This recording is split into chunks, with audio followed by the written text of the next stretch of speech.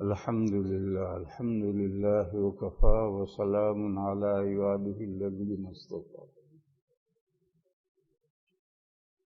ایک شکایت ہے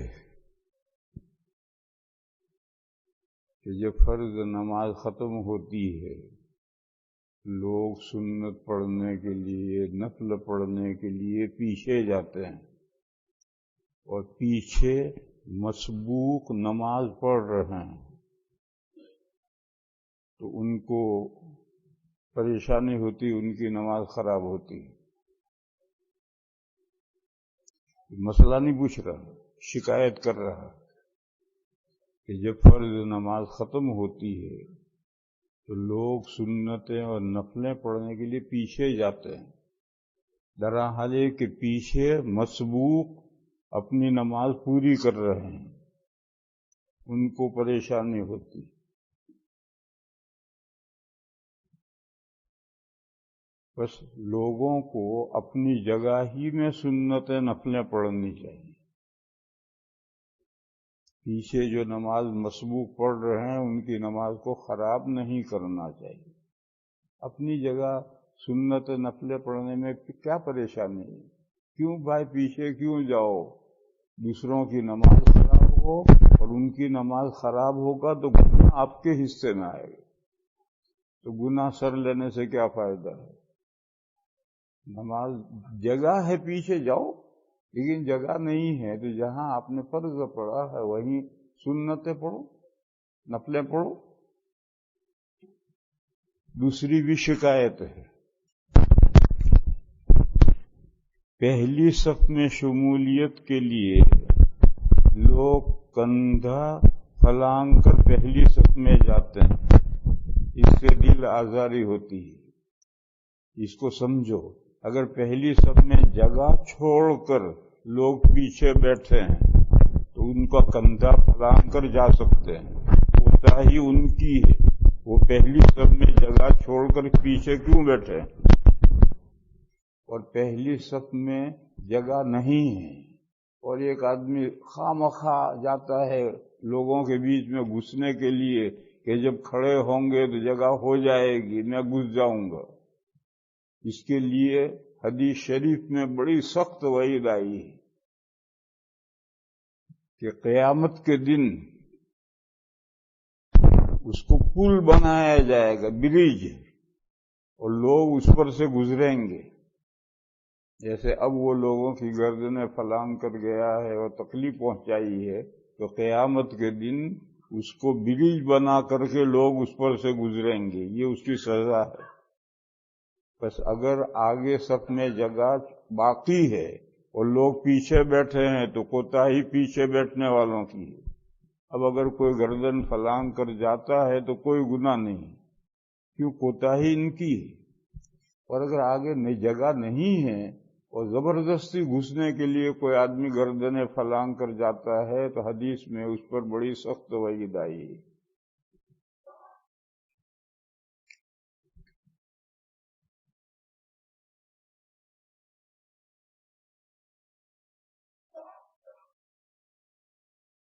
میں گاڑیاں کرائے پر دینے کا کاروبار کرتا ہوں، رینٹ پر دیتا ہے، جیسے مکان ہم رینٹ پر دیتے ہیں وہ گاڑیاں رینٹ پر دیتا ہے، تو جو مکان رینٹ پر دیا ہے اس پر زکوٰۃ نہیں ہے۔ ایسے جو گاڑیاں رینٹ پر دے رہا ہے ان گاڑیوں پر زکوٰۃ نہیں ہے۔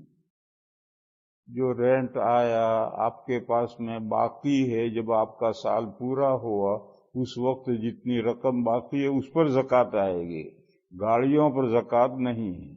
وہ کہتا ہے کہ ان گاڑیوں کا ویلیو ہر سال کم ہوتا رہتا ہے، اس سے کیا فرق پڑتا ہے؟ رینٹ کے مکان پر جیسے زکوٰۃ نہیں ہے، آمدنی پر ہے۔ آمدنی پر بھی ہے، کب ہے؟ جب وہ آمدنی باقی رہے سال کے ختم تک۔ اسی طرح سے گاڑیوں کا جو رینٹ ہے وہ سال کے ختم تک باقی رہے تو اس پر زکوٰۃ ہے، اس سے پہلے خرچ ہو گیا تو اس پر بھی نہیں ہے۔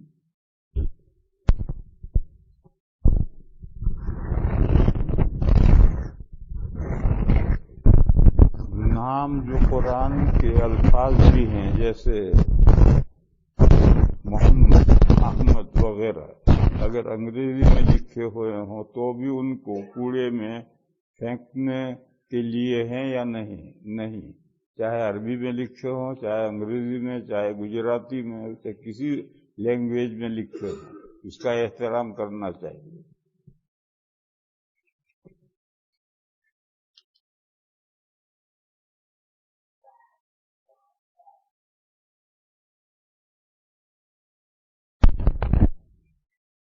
اگر نماز میں انسان کی گیس خالی ہو جائے اور وہ پہلی لائن میں کھڑا ہو جبکہ مسجد پھول بھری ہوئی ہو تو اسے کیا کرنا چاہیے؟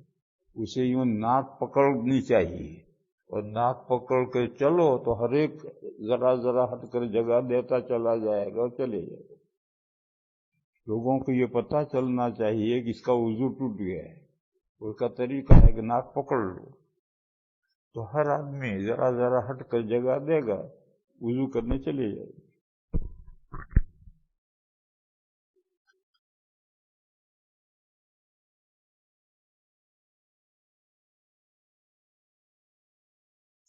یہ کہتا ہے کہ ٹیسٹ کے لیے خون یا پیشاب دیا جاتا ہے، اس بوتل پر، خون کی بوتل پر اور پیشاب کی بوتل پر جو لیبل لگاتے ہیں، اسٹیکر، اس پر نام لکھتے ہیں، اس میں آدمی محمد بھی ہوتا ہے، عبد الرحمن بھی ہوتا ہے، عبداللہ بھی ہوتا ہے، اللہ کا نام بھی ہوتا ہے۔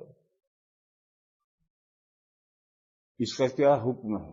اس کا حکم یہ ہے کہ آپ ڈاکٹر ہیں یا کلائنٹ ہیں۔ اگر آپ کلائنٹ ہیں تو وہ تو ڈاکٹر نے لکھا ہے اور وہی اس کا ذمہ دار ہے۔ آپ نے خط لکھا کسی کو، بسم اللہ الرحمن الرحیم، اب اس خط کی حفاظت کرنا مرسل الیہ کی ذمہ داری ہے، لکھنے والے کی ذمہ داری نہیں۔ نبی پاک صلی اللہ تعالی علیہ وسلم نے جزیرۃ العرب کے پڑوس کے تمام بادشاہوں کے نام جو خطوط لکھے ہیں، کسریٰ کے نام، قیصر کے نام، ان سب میں بسم اللہ الرحمن الرحیم لکھی، اور یہ یقین نہیں تھا کہ وہ اس کی حفاظت کریں گے، احترام کریں گے، رسپیکٹ کریں گے، یہ تو کیا معلوم، کیونکہ حضور نے بسم اللہ لکھی ہے، آگے ذمہ داری اس کی ہے۔ بس اگر وہ آپ ڈاکٹر ہیں اور کسی مریض کا آپ نے پیشاب لیا، خون لیا، بوتل پر یہ لیا، تو آگے اس کی حفاظت کرنا اس کی ذمہ داری ہے۔ اور اگر آپ کلائنٹ ہیں تو آپ تو نہیں لکھ رہے، وہ لکھ رہا ہے، وہ حفاظت کرے گا، آپ کو کیا فکر پڑی اس کی؟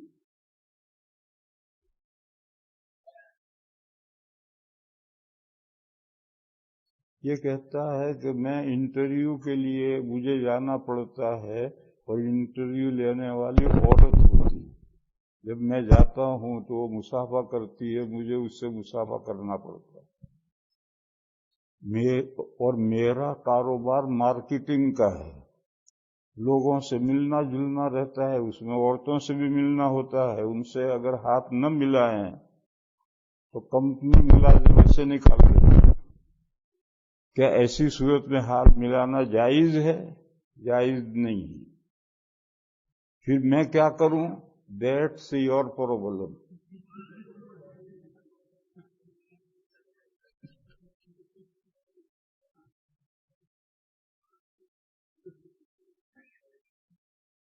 تصوف کی تشریح کیجیے، اسلام میں تصوف کا کیا مقام اور کردار ہے؟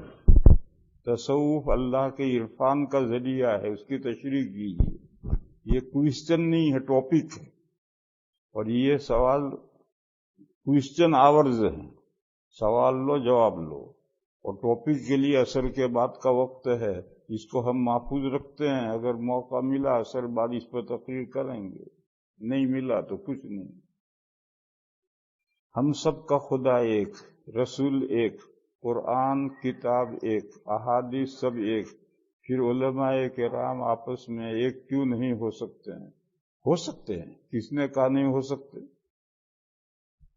پھر علماء کرام آپس میں ایک کیوں نہیں ہو سکتے؟ غلط جواب ہے، ہو سکتے ہیں۔ علماء کرام اپنی ذات کی نفی کیوں نہیں کرتے؟ اب یہ تو علماء سے پوچھنے کی بات ہے، مجھ سے پوچھنے کی تھوڑی۔ علماء کرام آئی ایم نتھنگ، ہر آدمی یہ کہے آئی ایم نتھنگ، یہ تو علماء سے پوچھو وہ کیوں نہیں کرتے اپنی ذات کی نفی، مجھ سے پوچھنے کی تھوڑی ہے۔ بات ایک نہیں ہو سکتی، غلط ہے، ہو سکتے ہیں۔ اس کی شرح یہ ہے، انڈیا، پاکستان، بنگلہ دیش میں چلے جاؤ، یہاں سے 100 گنا زیادہ علماء ہیں اور یہاں سے 100 گنا زیادہ مدارس ہیں، مگر حنفی دیوبندیوں میں کوئی اختلاف نہیں۔ شیعہ ہیں اور دوسرے فرقے ہیں، بریلوی ہیں، ان کو چھوڑو۔ جو حنفی دیوبندی ہیں، شافعی حنبلی بھی، شافعی مالکی بھی دیوبندی ہوتے ہیں، ان کو میں نہیں لے رہا۔ حنفی دیوبندی ہیں تو ان میں کوئی اختلاف نہیں۔ کیوں؟ وہاں چھوٹے بڑے ہیں، چھوٹے بڑوں سے کہتے ہیں، بڑوں کی بات چھوٹے مان لیتے ہیں۔ سب کا مرکز دارالعلوم دیوبند ہے، دیوبند جو کہتا ہے سبھی مدرسے، سبھی علماء مان لیتے ہیں۔ پریشانی اس وقت کھڑی ہوتی ہے جب کوئی لنکا میں جاتا ہے تو وہاں پہنچتے ہی 52 ہاتھ کا ہو جاتا ہے۔ اب کیا کریں؟ آپ کا پرابلم یہ ہے کہ جو لنکا میں پہنچا وہ 52 ہاتھ کا ہو جاتا ہے۔ اب کوئی چھوٹا ہی نہیں ہے، تو جب کوئی چھوٹا ہی نہیں ہے تو کوئی بڑا بھی نہیں ہے، سارے ہی بڑے ہیں۔ جب سارے ہی بڑے ہیں تو ان میں اتفاق کہاں سے ہوگا؟ قدرتی عمل ہندوستان پاکستان میں کوئی مسئلہ اختلاف، جو دارالعلوم فتویٰ دے گا سب مان لیتے ہیں۔ بنگلہ دیش میں اور انڈیا میں، بنگلہ دیش میں اور پاکستان میں بھی وہی دارالعلوم کا فتویٰ ہی چلتا ہے۔ حنفی دیوبندی میں کہہ رہا ہوں، دوسرے فرقوں کو نہیں لے رہا۔ اور آپ کے ان ملکوں میں، امریکہ میں، کینیڈا میں، برطانیہ میں، حنفی دیوبندیوں میں بھی اتحاد نہیں ہے، اس لیے کہ مرکز سے جڑے ہوئے نہیں، اور ہر ایک بڑا ہے، چھوٹا کوئی نہیں۔ اب میں کیسے سمجھاؤں بھائی یہ بات؟ ہمارے یہاں چھوٹے بڑے ہیں، بڑے کہتے ہیں، چھوٹے مان لیتے ہیں۔ آپ کے یہاں کوئی چھوٹا ہی نہیں، کیسے کام چلے؟ اور ابھی میں نے اور چھوٹا ہر ایک بڑا ہے، اور پھر آپ حضرات کھوٹے سے بندھے ہوئے بھی نہیں۔ ابھی میں نے 2 دن پہلے بتلایا تھا کہ یہاں ٹورنٹو میں ایک سیمینار ہوا 3 مسئلوں پر، بڑے اہم مسئلوں پر۔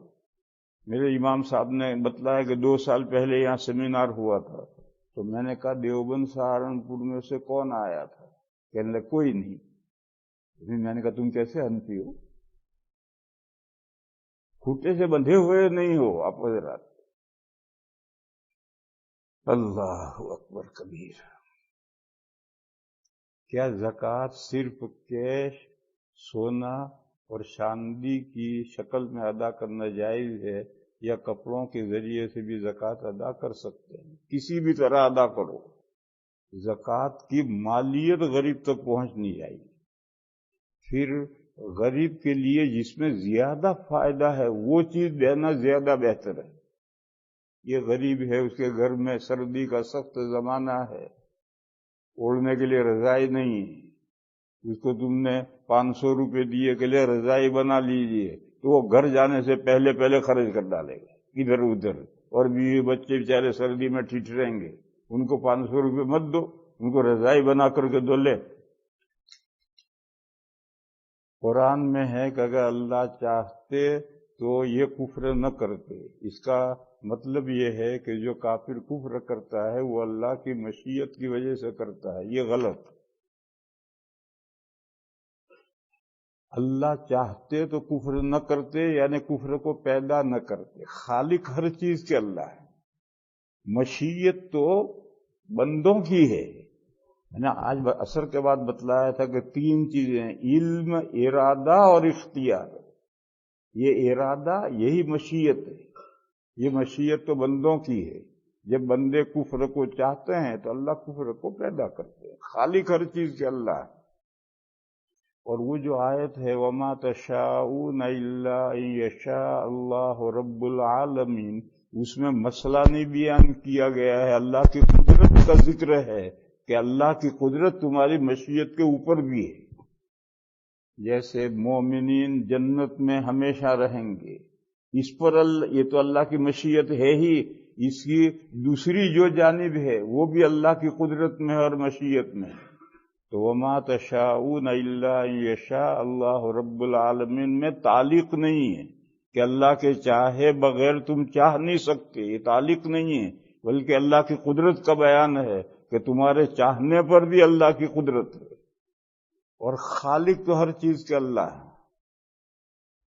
قرآن کریم میں سورہ زمر میں یہ ایک آیت آئی ہے: ان تشکروا یرضہ لکم، اگر تم اللہ کے شکر گزار بندے بنو گے تو اللہ خوش ہوں گے. وَإِن تکفروا، بولو وہ آگے سے نہیں، ان تشکروا یرضہ لکم وَإِن فَإِنَّ اللَّهَ وَلَا يَرْضَىٰ لِعِبَادِهِ الْكُفْرَ. سورہ زمر میں اسی آیت میں ہے اللہ اپنے بندوں کے لیے کفر پسند نہیں کرتے، راضی نہیں ہیں، مگر بندے جب کفر کرتے ہیں، چاہتے ہیں تو اللہ